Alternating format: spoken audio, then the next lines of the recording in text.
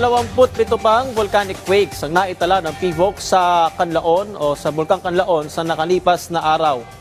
Halos 6,000 tonelada rin ng sulfur dioxide ang ibinubuga ng bulkan nitong mga nakalipas na araw at aabot pa ng 750 meters ang taas ito sa loob ng 24 oras.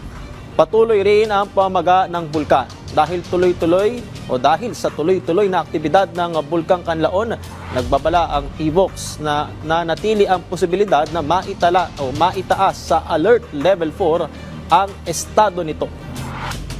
The possibility that this will be raised to alert level 4 is always there. Ang mga tinitingnan natin parameters ay ang pagdami ng volcanic earthquakes, pagtaas ng sulfur dioxide o di kaya biglang pagbaba nito. Kasi kapag biglang bumaba ito, ibig sabihin may nasarahan ng kanyang conduit. And mas delikado ito kasi pwede itong magkaroon ng explosive eruption, like what happened noong December 9. Prior to December 9, biglang bumagsak yung sulfur dioxide niya, naging from around 7,000, biglang nag 1,699 tons per day. So ibig sabihin, hindi makalabas yung sulfur dioxide, may nakabara. And because of overpressurization, kaya po ito sumabog. So isa din yan sa mga tinitingnan natin. Tinitingnan din natin yung pamamaga ng summit ng bulkan.